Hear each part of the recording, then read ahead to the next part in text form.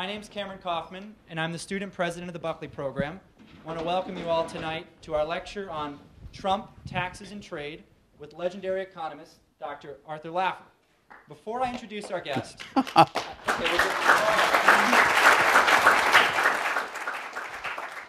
if they do this after I've spoken, it'll be amazing. So before I introduce Dr. Laffer, I do want to make a couple announcements, and I'd also like to thank some generous people who made this event possible. Firstly, for those of you who don't know much about the Buckley program, we're an organization of over 300 students on campus dedicated to increasing intellectual diversity and free speech. We do so in a variety of ways, including hosting lectures, and dinner seminars, firing line debates, and an annual conference. You can learn more about the program on our website, buckleyprogram.com. Secondly, we have an exciting calendar of events coming up. Tomorrow in WLH 217 at 4:30, we'll be having the third installment of our Steve Hayward lecture series on conservatism. Tomorrow, Dr. Hayward will be talking about varieties of conservative experience. And then next Friday, November 2nd, we'll be hosting our 8th annual fall conference, and that'll be on Russell Kirk and the conservative mind. The conference features a great list of panelists, including National Review's Charlie Cook, First Thing's R.R. Reno, Wesleyan's President Michael Roth, and then, of course, a keynote by George Will. We're very excited about it, and more information is on the website. Finally, I want to extend our thanks to Carol Brown and her funding of this lecture through the Young America's Foundation Irving Brown Lecture Series. Carol and YF have generously supported our program, bringing tremendous guests to campus over the past years, and we're really grateful for that. Now,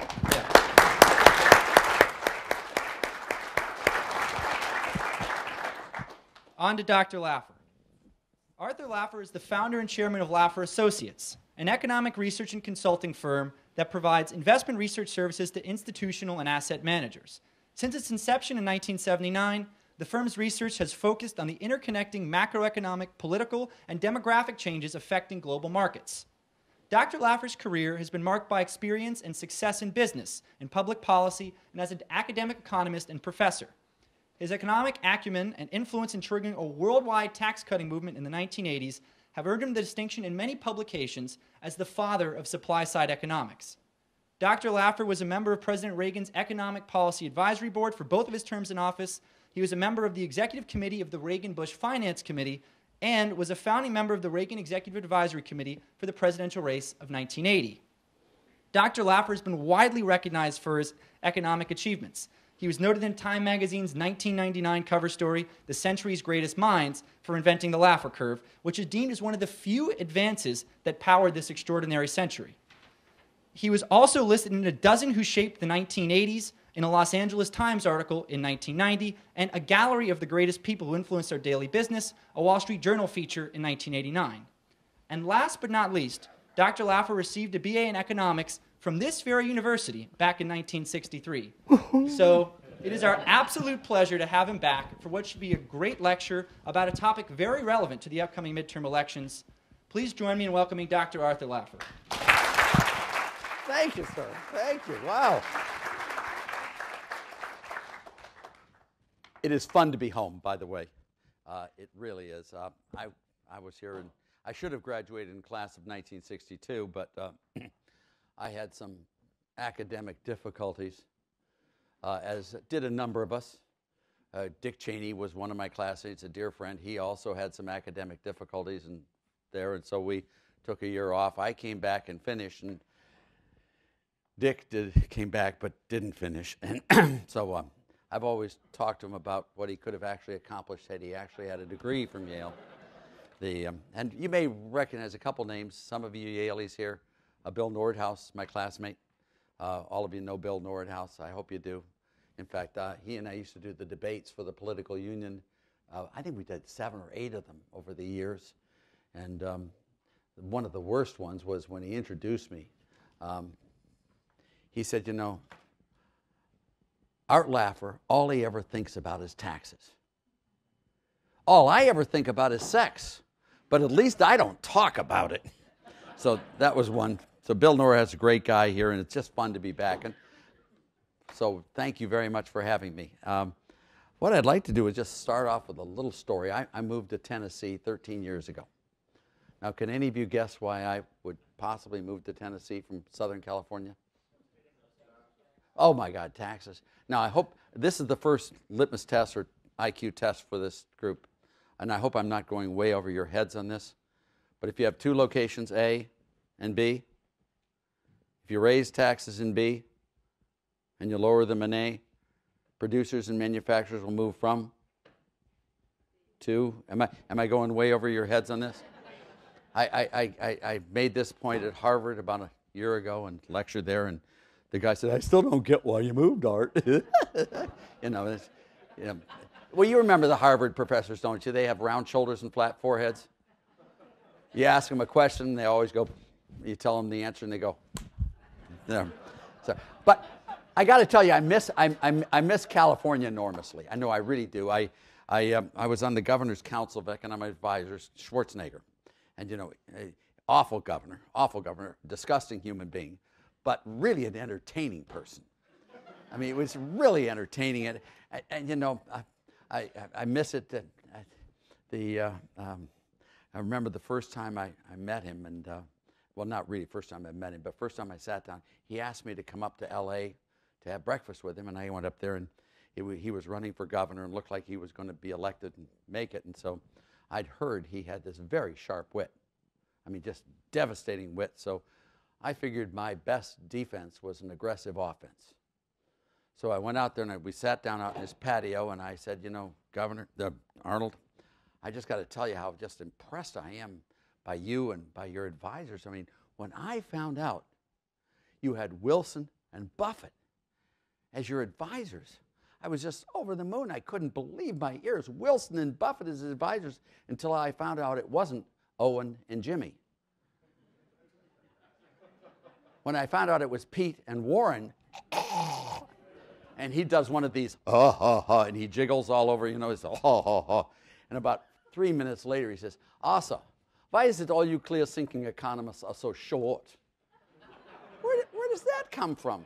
I mean, seriously. I mean, he says, no, it's true. Milton Friedman, he can't be more than 4 feet 6 inches tall, little bitty tiny man. And you know, you Asa, you remind me of Donnie DeVito.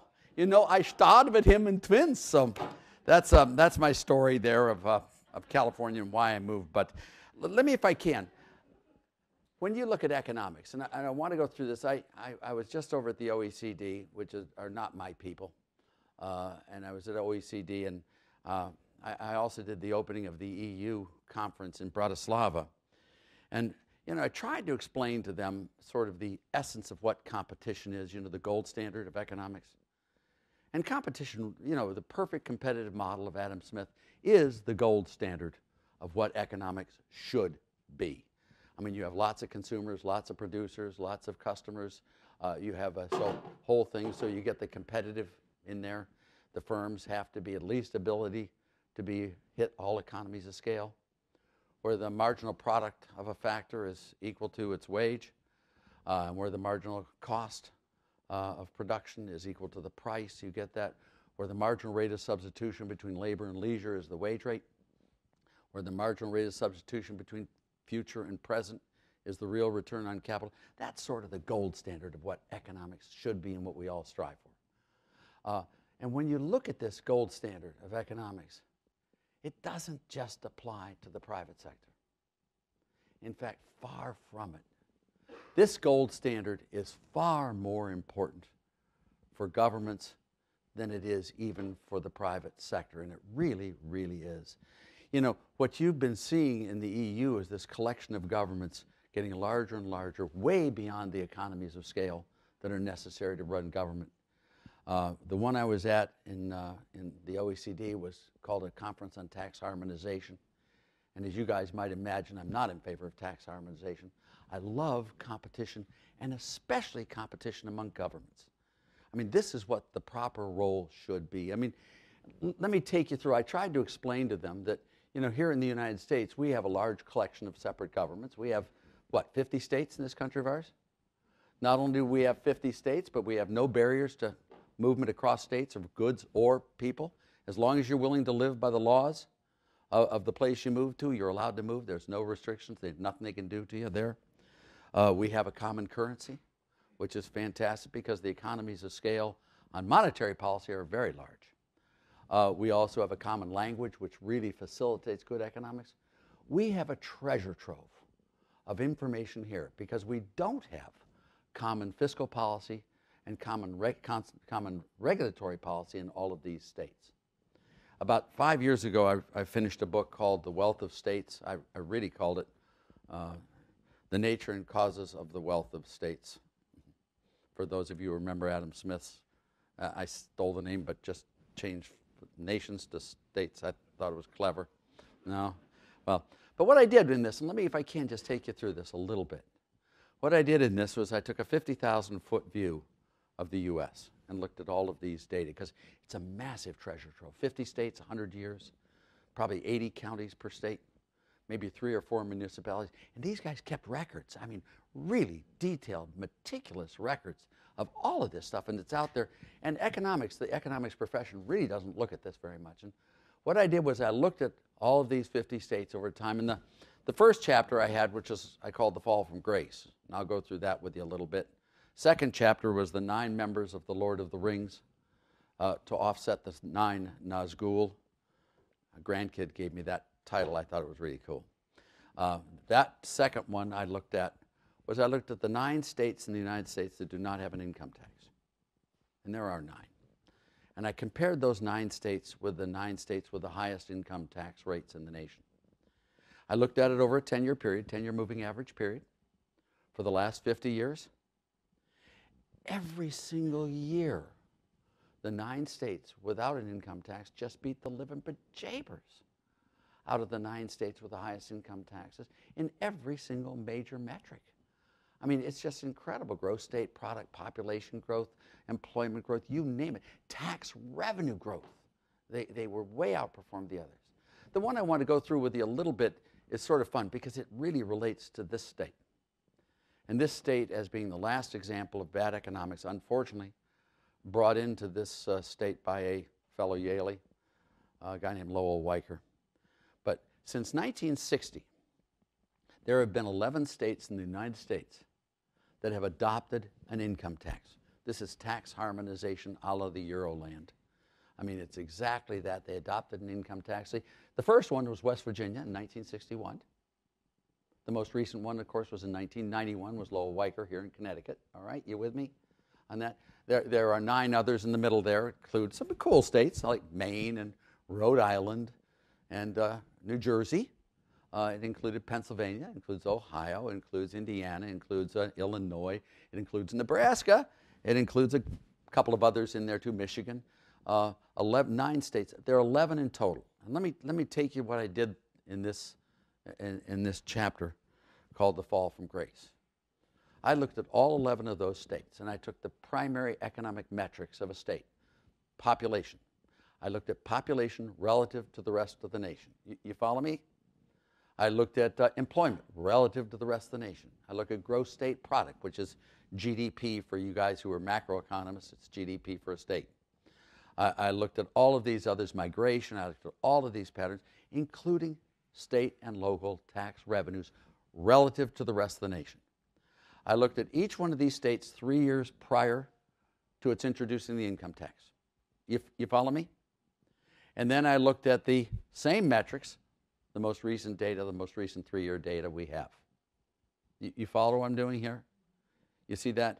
If you look at these 11 states, in every single example, each one of the 11 states, in every single metric, declined relative to the rest of the nation. Not one exception. They all declined relative to the rest of the nation in every single major metric that you can think of in this. It is astounding. Some of those states really declined. Michigan, for example. Now, you know who put in the income tax in Michigan was Mitt's dad, George Romney, Republican. Put it in Michigan there. At the time he put in the income tax into Michigan, Michigan was about 5.2% of the rest of the nation. Today, Michigan is less than 2.7% of the rest of the nation. That is a cataclysmic decline. My home state of Ohio, cataclysmic decline too. But the one I want to touch on with you that I love most of all, do all of you know, I'm not going to do here because you will quickly find out I'm a Bob Stefanowski supporter. He's great, by the way. Just, am I allowed to say that? Is it again? Well, whatever. But the one I love is New Jersey. New Jersey, you all know New Jersey, the home of the Sopranos and all this wonderful stuff. It's a great state. In 1965, now think of this. In 1965, New Jersey had neither an income tax nor a sales tax. Well, let me say that again. How many years ago? Was that 53 years ago? New Jersey had neither an income tax nor a sales tax. It was one of the fastest growing states in the nation by far. People from everywhere were migrating into New Jersey, and they had a balanced budget. 9 years ago, when my student was the governor of New Jersey, a guy named John Corzine. He was my student at the University of Chicago. He was in one of my classes. I don't remember him very well, but just in all true transparency, he was a C student. And with the revelations of MF Global, I'm not even sure he earned the C. They had the highest sales taxes, highest property taxes, highest income taxes, highest taxes on everything there. New Jersey was the slowest growing state in the nation. People were leaving like rats off a sinking ship, and they had a huge budget deficit. The question is, how did they do that? When you look at this state, you've got to understand the incentives that are related with regard to state and local policies and what those incentives actually do to people's behavior. I mean, we go out and we tax cigarettes. Why do we tax cigarettes? To get people to stop smoking, isn't that right? Why do we tax speeders on the freeways? To get them to stop speeding. Well, ask yourself the question, why then do we tax people who earn income? Why do we tax people who employ other people? Why do we tax companies that make wonderful products at very low cost and make lots and lots of profits? Why do we tax them? We don't tax them to get them to stop earning income. We don't. We don't tax them to stop them from employing other people. We don't tax them to stop making wonderful products at low cost. We don't. We do it to get the revenues. But what I beg you to think of, don't think for a moment that the same economic principles don't apply to those taxes as apply to all the other taxes. You know, when you look at it, you can't tax an economy into prosperity. And again, I hope I'm not going way over your heads in this stuff. But if you tax people who work and you pay people who don't work, do I need to say the next sentence to you? I mean, come on, help me in this, would you?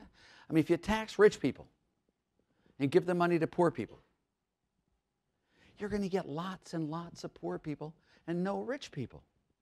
The dream in America has always been making the poor rich, not making the rich poorer. That's always been the case.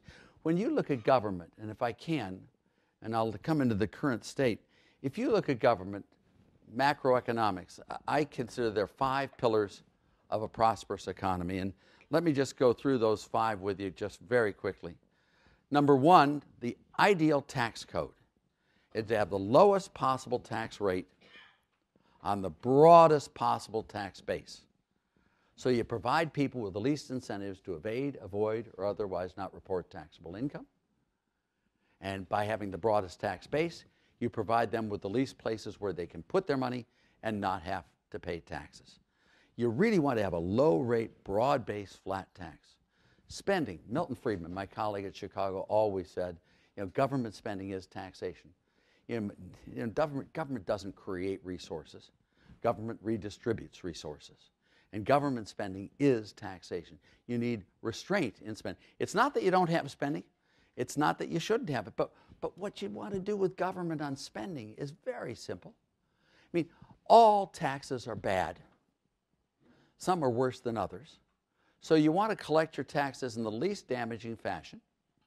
And in the same breath, you want to spend the money in the most beneficial fashion. And what you want to think of here as being optimal government behavior is when the damage done by the last dollar of taxes collected is a less than the benefit done by the last dollar of spending done, you stop already. Anything below that level of spending, you don't have enough government. Anything above that level, you have too much. That's where you want your spending to be. Low rate, broad-based flat tax, spending restraint, sound money. There's nothing that can bring an economy to its knees quicker than unsound money. When we came into office on January 20th, 1981, with Reagan, the prime interest rate in this country was 21.5%. Can you imagine that? We had double-digit inflation. Mortgage interest rates were 20%. I mean, it was just crazy bad. You know, we got Paul Volcker in, sound money came through, but you want to have sound money. You want to make the dollar have constant value over time so that people can make contracts. And it really can bring economy to its knees quickly. Low rate, broad-based, flat tax, spending restraint, sound money, minimal regulations. Everyone knows we need regulations. Everyone understands that. You can't wake up in the morning one day and drive on the left-hand side of the road and wake up in the morning the next day and drive on the right-hand side of the road. We all know you have to have regulations. But what you want to make sure is that those regulations achieve the purpose at hand, but don't go beyond that purpose at hand and create a lot of collateral damage in the overall economy. You want to make sure that you use regulations in a restrained, thoughtful way, not indiscriminately. And lastly, which I'm going to spend a lot of time with you on today, is the last pillar: low rate, broad-based, flat tax, spending restraint, sound money, minimal regulations. The last one is free trade. There is very little that is more important for a country's prosperity than free trade. And I really mean that. There are some products we make better than foreigners, and there are some products foreigners make better than we do. We and they would be foolish in the extreme if we didn't sell them those products we make better than they do in exchange for those products they make better than we do. It's a win-win. It's the gains from trade, comparative advantage, David Ricardo. I don't care what you want to call it, but free trade is an incredible, is an imperative for economic prosperity. So the 5 pillars: low rate, broad-based, flat tax, spending restraint, sound money, minimal regulations, and free trade. You all with me in that? Let me bring you to the current economy today. If you look at the current economy, and I'm just an old-timey economist, what I do is I look at, to get my sort of arms around the trunk of the tree, what I look at is real GDP per adult detrended. Now, the reason I look at real GDP per adult rather than per capita is because four-year-olds don't produce all that much in output. And I was reminded by someone who said most adults don't either. But I look at real GDP per adult detrended. If you look at this series, you can see a whole pattern coming. Since 2000, real GDP per adult detrended has collapsed before our very eyes. And by 2016, U.S. real GDP per adult was the lowest it has been in the entire post-World War II period. We have been in a free fall as an economy. What has happened? You got a Trump presidency, and I'm going to take you through the economics of that Trump presidency on the 5 pillars. The most important one of which I think was the 2017 tax bill. And let me tell you what we did on that tax bill. We dropped the highest marginal corporate tax rate from 35% to 21%. All of you with me? We also had 100% expensing of all capital purchases over the next 5 years. We dropped the highest marginal personal income tax rate from 39.6% to 37%. We also did pass-throughs for some businesses from 39.6% down to 28.6%. It was a 20% deduction from revenues there. If you look at what we also did, we got a territorial tax system. Before that, we had a global tax system. Let me explain to you global, and I'm sure you all know it, but let me bore you with it. If an American company were competing against a German company in Ireland, all right? This guy, I keep hitting it. I keep thinking it's Bob Reich, and I just teasing. The global system is if a U.S. company was in Ireland competing against a German company, and both companies made $100 profit, both companies would be required to pay the Irish tax of $12.50 as their Irish tax. In addition to that, the German company would not have to pay anything because they have a territorial system, which is once they've satisfied the local tax, that's it. They don't have to pay any additional German tax. For the U.S. company would be liable for an additional $22.50 for the U.S. tax it put the U.S. at an enormous competitive disadvantage in that process. We got rid of the global tax system, and we are now, like every other country in the OECD, we have a territorial system. The last two things I want to touch on, we got rid of the individual mandate on the ACIA, that you owe a tax if you don't buy government insurance. I always find that sort of humorous to even say. How that got passed is beyond, but it did. But we got rid of it. And the other one we did was we put in SALT, state and local tax limitations. And let me go through that with you. You know, today, or not today, but in 2017, if you paid $100 in state income tax to your state government, you were able to deduct that $100 on your federal tax return, and it would have saved you $40 in federal taxes, which meant that even though your state government got $100, it only cost you $60, and the other $40 were subsidized to your state government from the other states in the nation. That was limited quite dramatically, and by limiting that quite dramatically, I think it has made states much more accountable for their own behavior. I think it's really great. But let me take you through the 35 to 21. You know, we were the highest tax state. We had the highest statutory tax rate of any state, of any country in the OECD at 35%. Now, at that same 35% in the year 2000, which we have not changed ours since 1991 when George Bush raised that rate by 1 percentage point. In 2000, the U.S. still had a 35% rate, but at that time, the U.S. was 12th highest tax rate in the OECD out of 34 countries. Every single country in the OECD has been cutting their tax rates, their corporate tax rates, with one exception other than the United States, by the way, was Hungary. Hungary raised their highest marginal tax rate from 18% to 19%, but that was the only exception. All the rest dropped their taxes. You know, what has happened was we moved to being the highest tax by everyone else undercutting us. All sorts of bad consequences. My view is this was the most amazing tax bill that has been passed in the U.S. since Reagan's second term. We did the '86 Tax Act, which was just an amazing. We dropped the highest marginal income tax rate in America in 1986-87 to 28%. Can you believe that? I mean, it has been an amazing thing. But that was the tax bill. My view is that tax bill is the engine for growth coming forward. When you look at deregulation, this administration has done an enormous amount of deregulation. I'm just talking economics, by the way. What they do in other areas is not really my concern. Some of it embarrasses me enormously. But some of it's really entertaining. I mean, I've got a bigger button than you do. Come on. You got to admit it's funny. Little Rocket Man may not have, I just tease you. But, you know, it is. If you look at that, we've done monetary policy.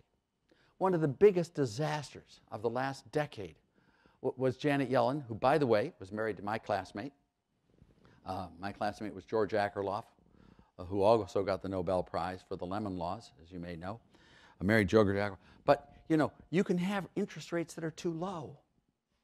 You can have interest rates that are way too high. What you want to do is have interest rates where demand is equal to supply, and you get the correct volume of activity where both sides reflect their marginal benefits with marginal cost.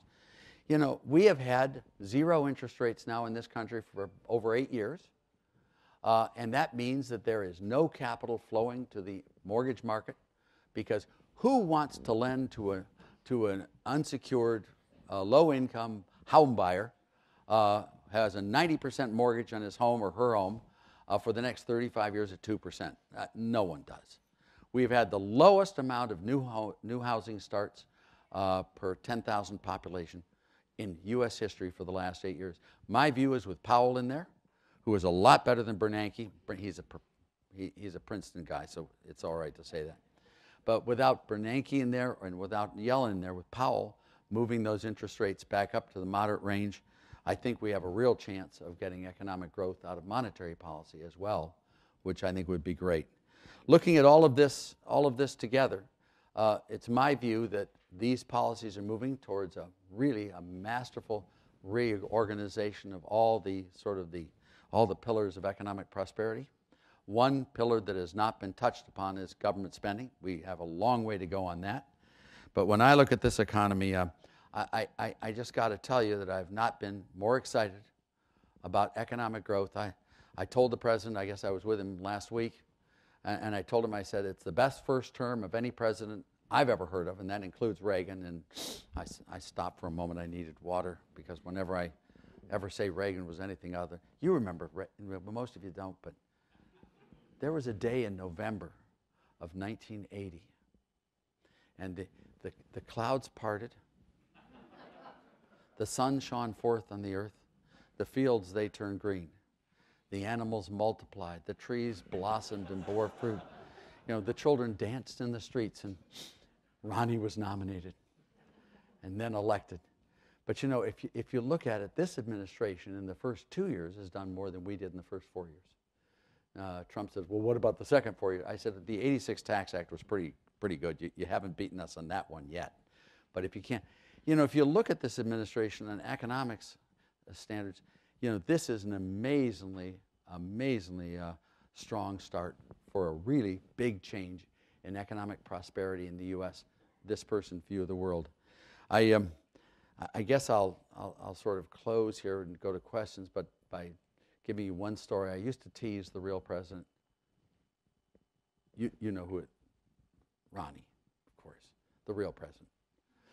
I used to tease him. I said, you know, sir, it's my opinion, my judgment, as a PhD, as an academic, as a professor, that you, sir, are truly a certifiable genius.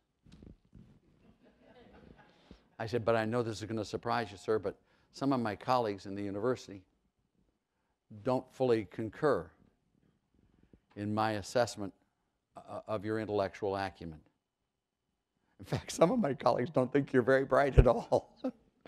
But the one thing my colleagues and I do agree upon is that your one unique characteristic is your uncanny ability to select your 4 predecessors. Anyone following in the heels of Johnson, Nixon, Ford, and Carter just can't look bad. And you know, and I'm going to tell you, it really is true. If Reagan had been elected in 1976, he would have been a very different president than he was. By 1980, it really took Jimmy Carter to create Ronald Reagan. It really did. And in that same breath, it took W and Obama to create Donald Trump. You're in for a really exciting period in this U.S. economy. And with that, I'd like to throw it open for questions. Thank you.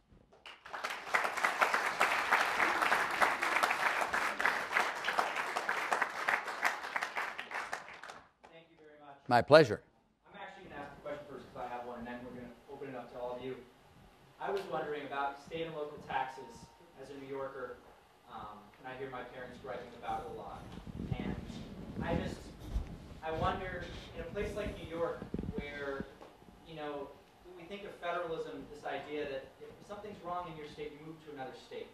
And that's why it keeps the competition, keeps states accountable. But New York has this grounded center of the nation's commerce, finance. You can't really move. You have to stay in New York because there's this, the center of the economy is there, the jobs are there, and you know, a lot of people have lives let down there, and getting rid of the SALT deduction does have a tremendous economic effect. And you might say, just have New Yorkers lower their taxes then, and that takes care of it. But I do think New York provides a lot to the country in the other direction in terms of economic benefits. That maybe, you know, that's reasonable then. The country could pay a little bit for... Well, let's talk about exactly this issue. There are 2 types of incentives. There are positive incentives and there are negative incentives. By way of illustration, if you feed a dog, you know exactly where that dog will be at feeding time, don't you? Those are positive incentives. If, on the other hand, you beat a dog, you know where that dog won't be, but you have no idea where that dog will be. All right? Negative incentives tell you what not to do. Don't put your hand on the hot stove. The stove doesn't care where your hand is as long as it's not on it. All right? Positive incentives tell you what you never want to do. You never want to mix incentive structures. All right? You never want to put a positive inside a negative. In other words, you never want to have a child tax credit or anything. If you want to help women with children who are single women with children, write them a damn check and do it straightforward, open. It's much more efficient, much better. But if New York has all that wonderful stuff for us here, we'll write you a check. But we won't give you a tax deduction and make us pay your taxes, because what that does is that incentivizes the Cuomos to spend a lot more because they don't pay their own bills. And what you want to do is, if you are doing something that the rest of the country thinks is a lot better, we should write you checks rather than give you tax credits or tax deductions. With me? You follow what I'm saying? Remember how you want to run a tax system. Whenever you mix positive and negative incentives in the same system, you get all sorts of unintended consequences that are really, really dysfunctional. Thank you. Next question. Yes? Yell. Milton Friedman called the single value tax on the unimproved value of land a least bad tax. Can you talk about it? Yeah, this is what it's on an undeveloped property. This is the Henry George tax, which is the tax on property, which is, what you want to do, if you can, is you want to get a tax on a factor that is inelastically supplied. All right? That's what you really want to do, because then you don't affect the amount of services that factor renders to the economy. You don't disrupt any of the economic output, employment, or production. And the most obvious example of an inelastic factor is raw land. You can't move New Jersey out of New Jersey. I hope I'm not, going too far on this one with you, but you can't. So therefore, the Henry George tax was the unimproved value of that land, which is a pure inelastic factor. Logically, it makes tons and tons of sense. Does that follow me there? If you could figure out the net income and supply elasticities of factors, you would be much better having those factors taxed inversely with their elasticities if you could do it. For me, when you don't know what the elasticities are, a low-rate, broad-based flat tax is the right way to go. And there are lots of theorems that just show that to be true. Is that okay? And he was right. It's the least bad tax. All taxes are bad with a couple of exceptions. I've got a couple people I'd really like to see taxed more. No, just joking. Next question. Yes. Oh, up there, way up there.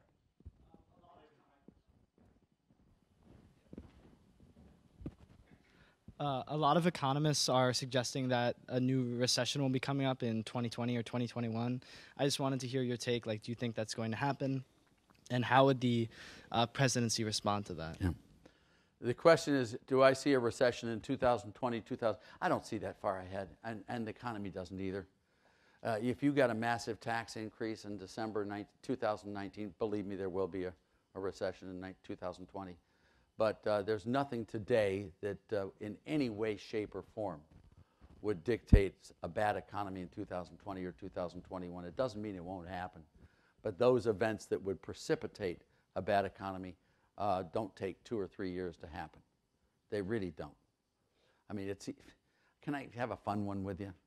I sort of have fun thinking of examples and stuff, and I tried to figure out incentives. You know how much I believe in incentives. Everything in my life is incentives. I mean, nonstop. That's how I work, live, breathe, is incentives. And I try to figure out, there are groups of people who say that incentives don't matter. You know the ones I mean. You know that whatever the name of Casa, Cortez, and there were a bunch of others around. We're just free everything. Blah, blah, blah, blah. So what I wanted to do was to test my theory against truth, which is them. I decided I'd try to find the most Fabian socialist spot in America. And I came to the conclusion, by states, it has to be Massachusetts. Agreed? I mean, Massachusetts just has to be the most Fabian socialist state. Then I tried to go to Massachusetts and figure what is the most Fabian socialist city in Massachusetts. And damned if I didn't come up with Cambridge. And so we had the state for Fabian socialist, Massachusetts, then the city is Cambridge. And then what institution in Cambridge would be the most Fabian socialist? Got Harvard, duh. So I got Harvard. So we had Massachusetts, Cambridge, Harvard University. Then I tried to figure out what department. So I went through and I looked at the departments at Harvard, and I came up with sociology. They got to be the most Fabian socialist. We all love each other. Let's work in a little. John Lennon's song Imagine, was printed on there, the song playing in the background, all that. So I had Massachusetts, Cambridge, Harvard, sociology department.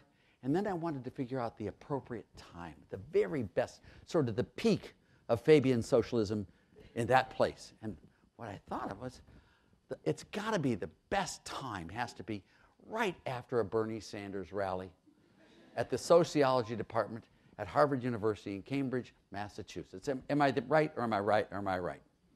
So I found the perfect day for this to happen.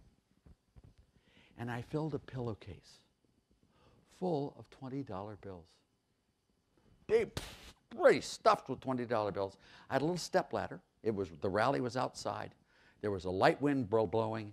And just when Bernie Sanders sat down and just finished his speech, I took that pillow full of $20 bills and I threw it up in the air in the wind, and $20 bills floating all over the place, down and all over there. And within 30 seconds, they were all gone, picked up. Even socialists respond to incentives. You know, it doesn't matter what you say, you'll pick up a $10 bill. I'm telling you, it works. Economic works whether you want it to or not. And it really does work. Next question. Yeah.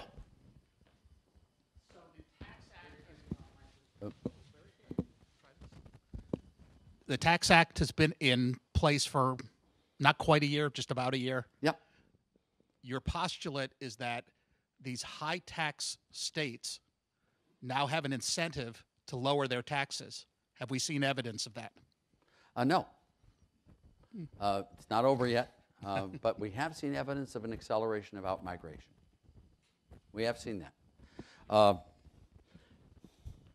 And it's really, I moved to Tennessee, I told you that. I bought my house in Tennessee, honest to God, with no mortgage, with my first year's tax savings.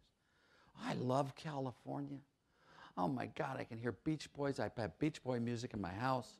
I put big sun lamps in every room. I spread sand on the floor. I have palm trees in pots. I mean, I just miss it terribly. But I bought my house with with my savings. Now, after 3 years, the statute of limitations is passed. I can go back and enjoy California and not have to pay their damn taxes, excuse my French. But you're seeing the migration patterns happening, picking up a lot. Yes?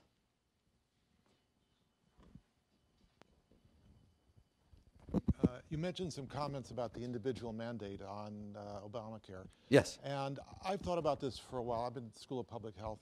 And I've thought about this, that if you have uninsured young people who think they're impervious to health emergencies, they default on big ticket things. Nobody cares about paying their GP for, you know, little things, but it's the big ticket items that they default on, and those are costs that the society is paying, and the incentives seem wrong, or at least we're not dealing with it properly.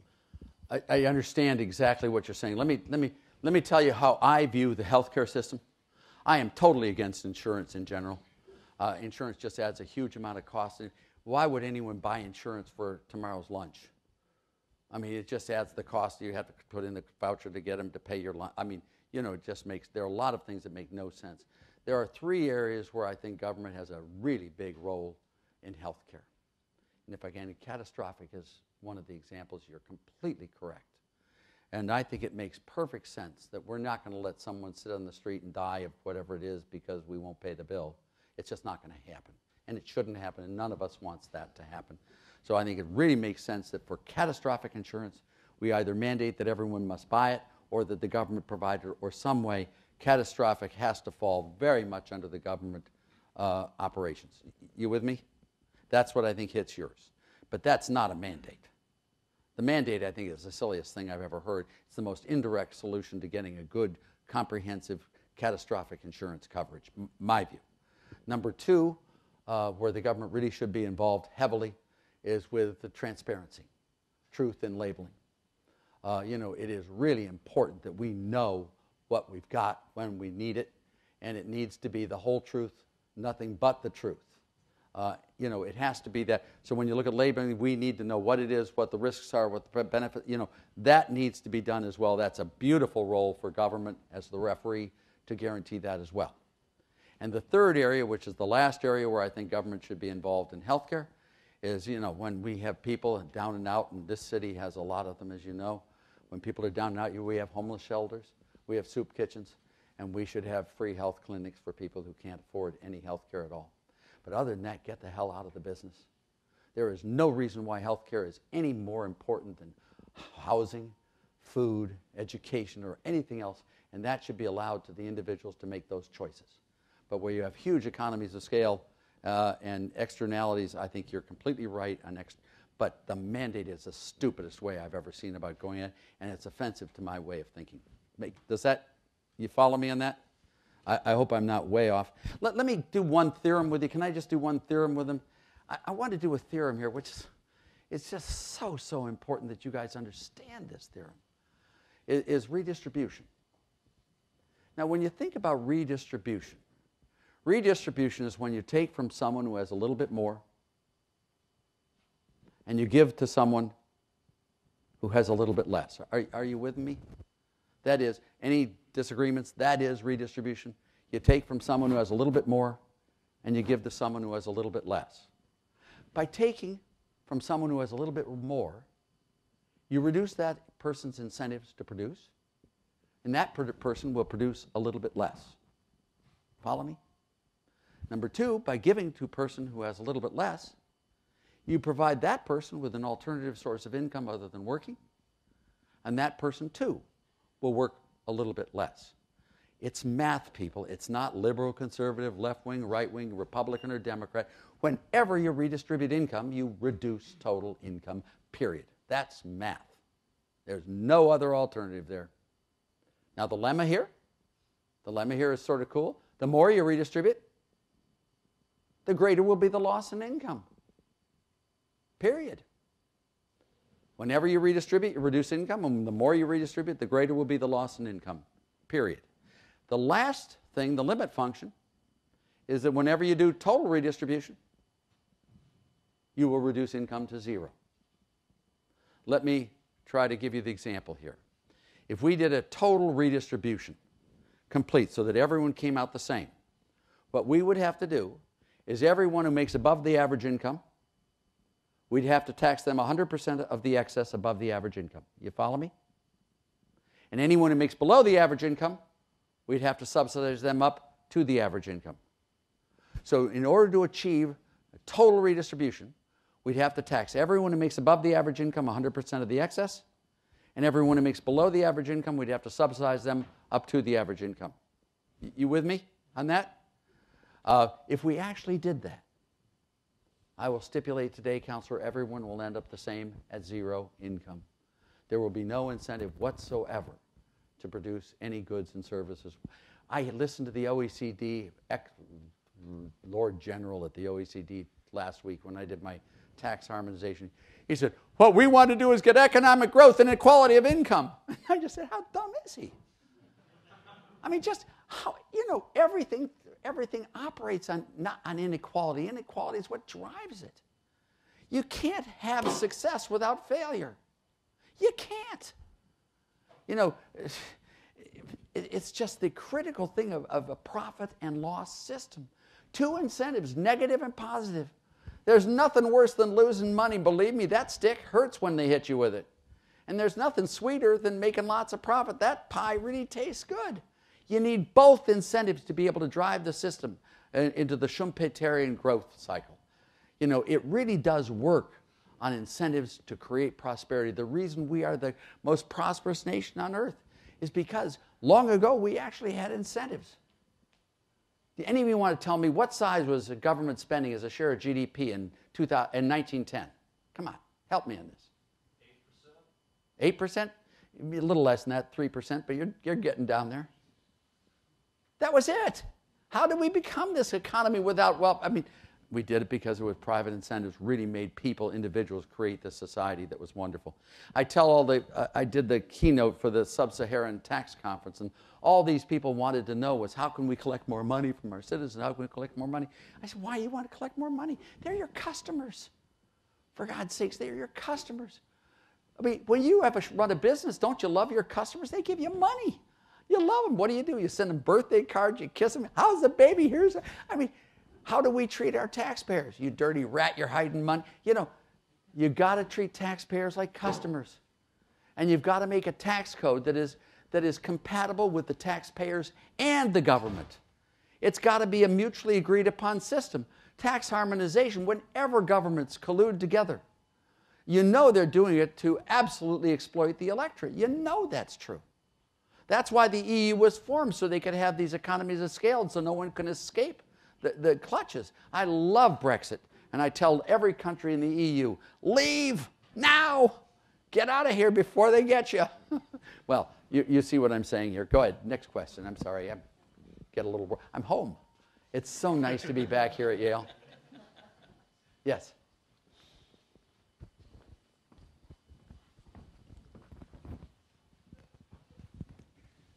What do you think of the recent trade war between the United States, China, India, and multiple other countries? Let me talk about this is not moi. Okay, I talk to the president fairly often. This is a conversation we had. He called. He wanted to talk about trade. He says, Art, you know I am a free trader. And then I thought about it for a second, and anyone who runs an international business is automatically a free trader. They really are. They know how to outsource their supply chain from the highest quality, lowest cost, and they know how to put out their products to the highest margin areas. They really do know how to allocate. Anyone who runs an international business is just by necessity a free trader. And I said that to him, and I said, I do believe you are a free trader. And I added a little comment, which I probably shouldn't have, but anyone who imports 2 foreign wives has to be a free trader. He tolerates me saying stuff like that. I don't know why, but he does. And he goes, you know. But he says, look, I am a free trader, but what can I do? The U.S., of the major countries in the world, is the freest trade country. I mean, we got a lot of problems, no question of that, with free trade.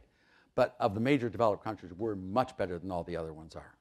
There may be some places like Monaco or like Hong Kong are freer trade than we are, the Isle of Man or some places like that are. But the U.S. is the freest trade nation. And what I want to do is their tariffs, their non-trade barriers, their currency manipulation hurts us and them. And their actions do hurt the United States. They really do. And I want to get them to come in and negotiate and get their tariffs and non-trade barriers down to 0. That's what I want. And how do I get their attention? He says, how do I get... These guys are mercantilists. If any of you remember your Econ 1, the mercantilists, these other countries are mercantilists in the extreme. Japan is awful. I testified before TPP. And if you took a road-ready car right off the production line, it's all license-ready, certified to be drivable here in the U.S., okay? You took that car and take it over to Japan. To get that car certifiable for it to be road-ready in Japan would cost you an extra $50,000 to overcome the non-tariff barriers that are in Japan. I mean, it really is an enormous impediment to the free flow of goods and services. He said, what do I do? How do I get their attention? These guys actually believe that exports create jobs and imports destroy jobs. These guys would like to export everything and have everyone starve to death, but with full employment. Let me say that. You should have laughed at that line. They would like to have everyone working full-time and export all the products and have nothing left for Americans to consume, so we all die of starvation. Never mind. Oh, God. But he said that's the way these guys think. That is the way they think. So if these guys are honed in on their exports, I know of one way of getting their attention real quick. Threaten them with tariffs. And that's what I'm going to do until I can bring them to the negotiating table to bring down, mutually agreed, bringing down tariffs and non-tariff barriers to 0. That's what his comments were to me. When he left the G7 in Ottawa to go to Singapore to meet with Kim Jong-un in Singapore in the meeting there, he looked at the other 6 members, and this is widely known. He said, before I leave, I just want to make one offer to you and see if you can get it. The U.S. stands ready today to commit to 0 tariffs, to commit to 0 non-tariff barriers and subsidies, if you guys will do the same thing. Will you come along with me and do it? And they all go, yep. You know, obviously not. This is his objective. What he also believes negotiation-wise is he believes that by negotiating in this way, that he can get the one country, all these countries, to not want to be the last one into the agreement. He needs to pick off a few quick ones, which is Mexico. If you look at Nieto and Obrador, he's got a lot of leverage there, and so he was able to get them really quickly to agree to a new NAFTA. By getting Mexico to agree, little Pierre Trudeau's son up there in Canada, he agreed to come down to do that. So now we've got a new NAFTA agreement. I don't know if it's any better or worse than it was, but it is a new agreement. He got South Korea to commit to a new trade agreement, which is pretty important as well. Jean-Claude Juncker was over here trying to negotiate the EU. They've agreed to a lot of new natural gas from the U.S. As you know, we've only got 2 countries that buy our natural gas in the EU. That's Portugal and Spain. But if you look at the rest of them, they have huge uses for natural gas. They're buying it all from the Soviet Union, from Russia. Excuse me, not the Soviet. I'm old. Was that mock of me? That was laughing at me, wasn't it? All right, I am old. But they buy it from Russia and through there. I mean, you know, and he's trying to bring them in and pick them off one at a time until it finally gets down. China is the big one. And if you look at China, I don't understand Xi. I don't understand him at all. It's this macho post-pubescent boy. He may be emperor for life, but as his economy collapses, believe me, he won't be for long living. You know, you have the most amazing success story on earth. I was the first American to go to China in modern time. I went in October of 1970. I was there for the White House with George Shultz and John Ehrlichman. I fell in love with China. China's success story is unbelievable. They are putting all of that success at risk by not coming down and just calling up and saying, you know, Mr. President, what do you want? Come on, let's just sit down and talk about what you want, and let's do something, because it would be hugely to an advantage of China and hugely to the advantage of the U.S. And let me just say that for the U.S., you know, without China, there is no Walmart. And without Walmart, there is no middle class or lower class prosperity in America. We need China badly, but China needs us badly.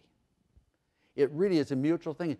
Why the heck they don't just come in and agree, let's just drop all the barriers, and of course, intellectual property, you know what should be done there. There should be laws that have to be obeyed, and there should be courts that this should be taken to and being able to be adjudicated correctly. That's all. And that's a real big problem right now, just like non-tariff barriers in Japan. Well, I hope that answers your question. These are my conversations with the president. I am not a negotiator. I am a chicken. You know, when he tells me he's going to negotiate and threaten tariffs and all this, and he is a negotiator, he doesn't tell you what his fallback position is. I curl up in a fetal position, I climb under my bed, and I cry. But he loves doing this stuff, and you know, he's really good at it. And I hope to goodness he's successful. I really believe he will be, but we'll have to wait and see whether this strategy actually works. But I know of no other way of getting the attention of these protectionist countries, these mercantilists in the world. Next question. Yes, ma'am.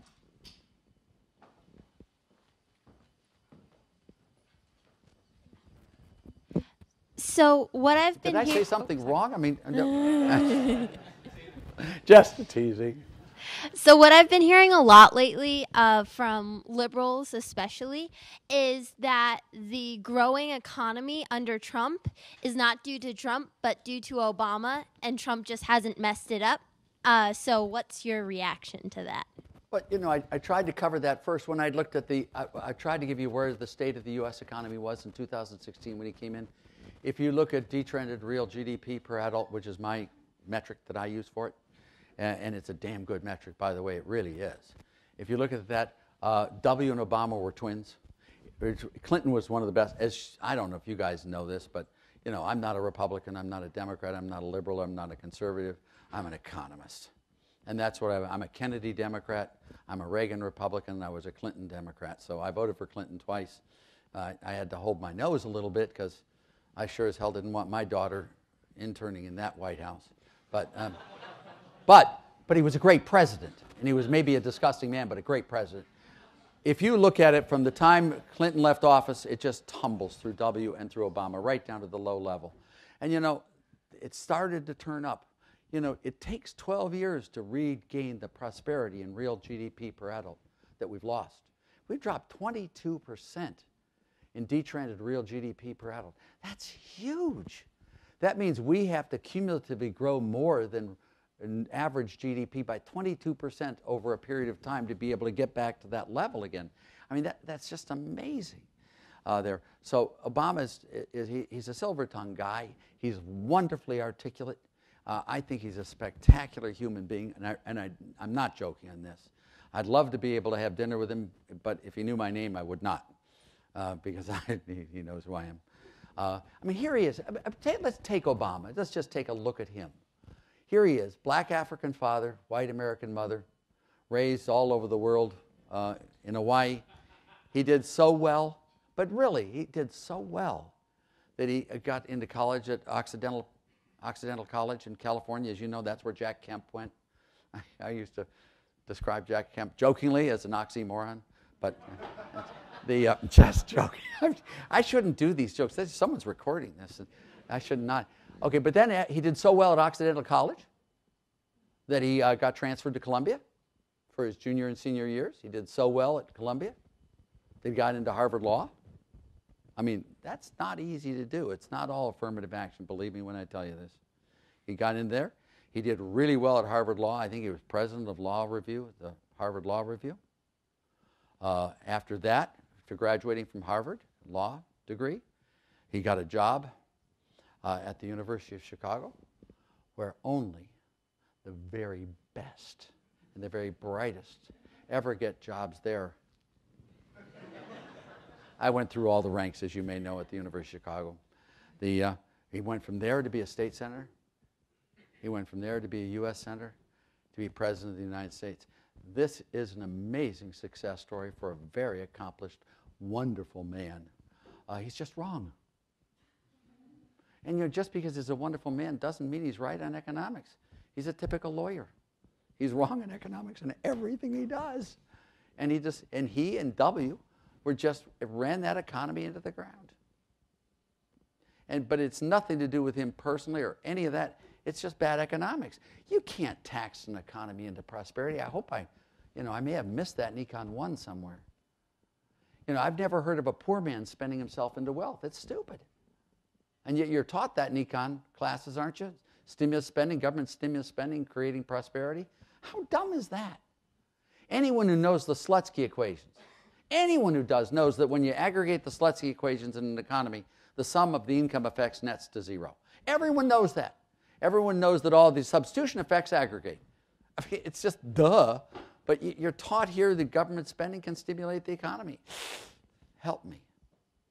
You know, after being trained here on that one, you'll have to go through intellectual slum clearance to be able to learn economics again from ground. Just joking with you. There was a question over there. All right, yeah, final question. Sure. That both of you will get both. Thank you.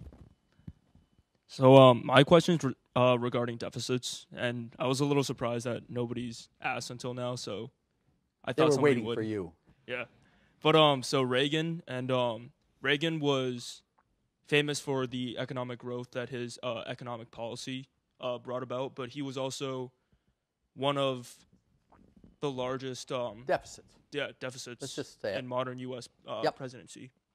And I was reading in the Wall Street Journal just a few days ago that due to our tax cuts, the first 2 years in Mr. Trump's presidency has seen a far greater deficit than most economists thought was going to happen. So it didn't create as much economic growth as the analysts said, his economists said, that that would cover the loss in revenue. So I was just wondering what, your response to that would be, and you think it's going to work out over the long term?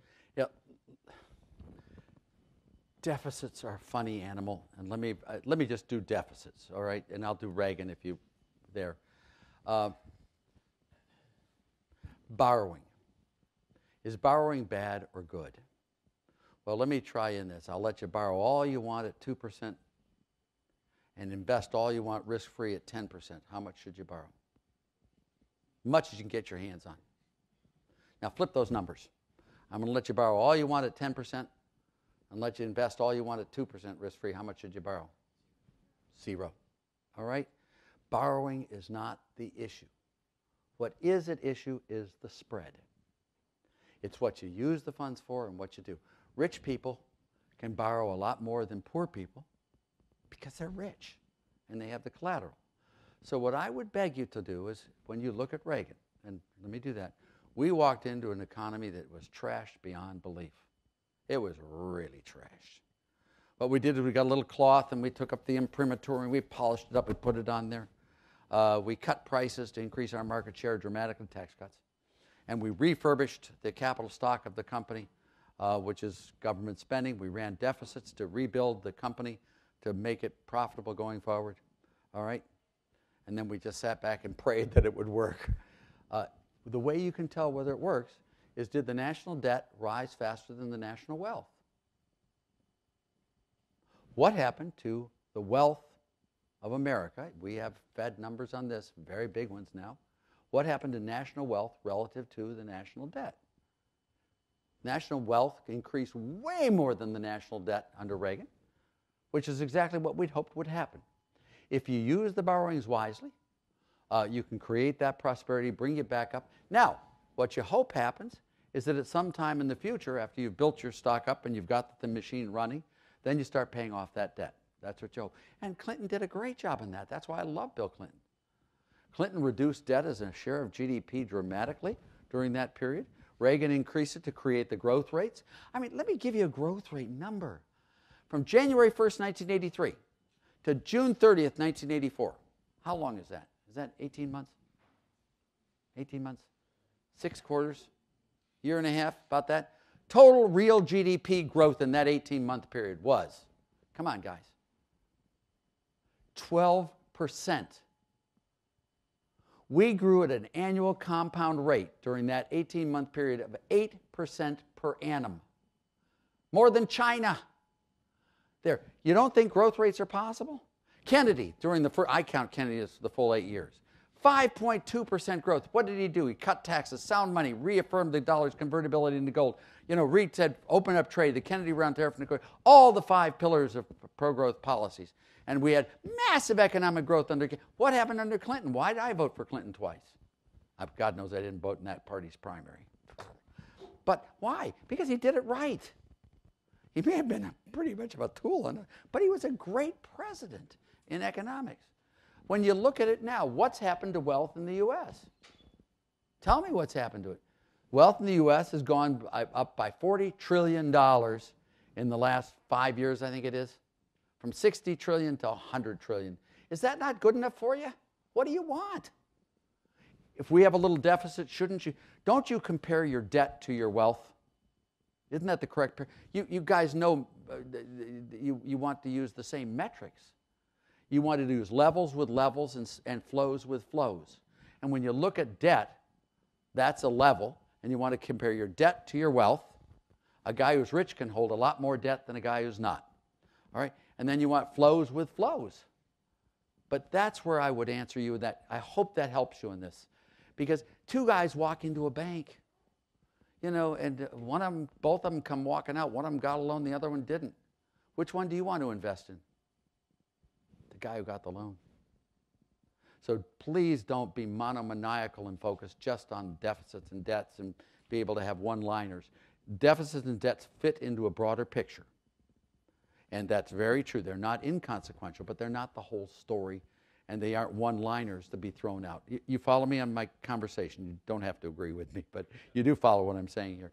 Are you all with me on this and that? It's really, really important.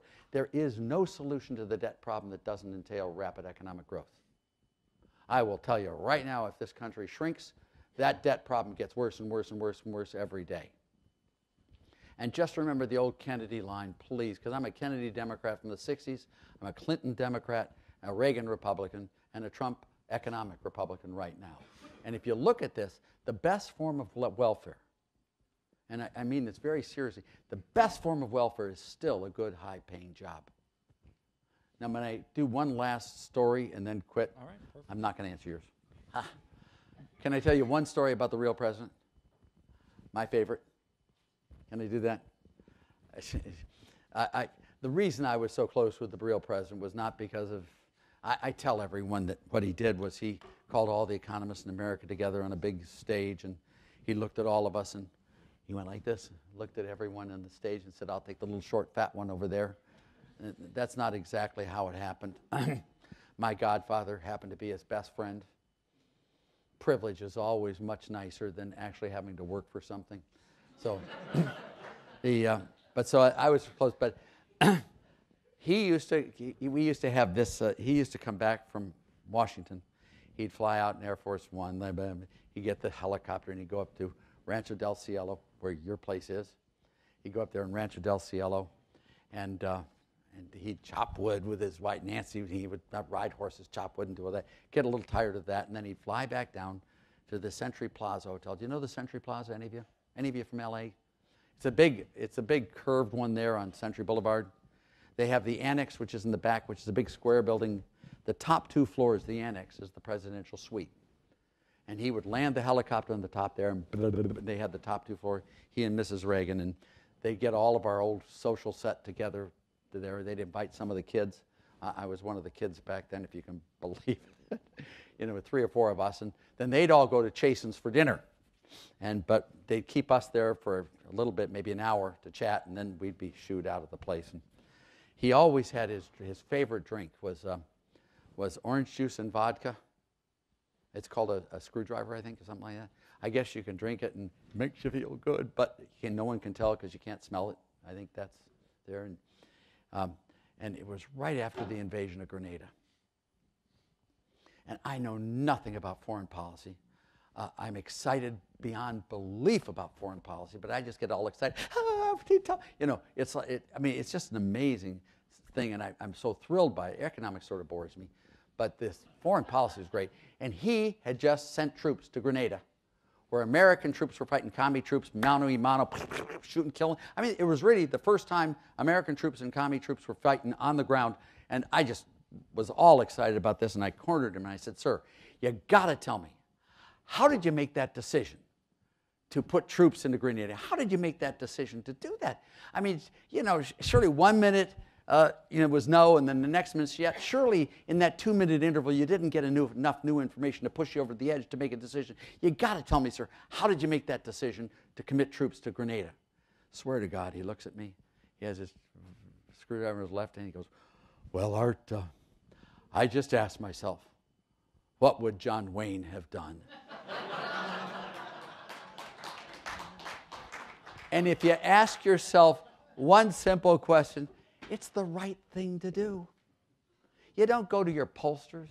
You don't go to all these other people. What should I do? You look, the guy who writes the script for the White Hat, that's the guy you want on your staff. What is the right thing to do? Thank you all very much. Carol, thank you very much for everything. Yes, Carol, thank you. Carol, would you stand up? Everybody, Carol Brown, stand up. She has sponsored all this. Thank you all.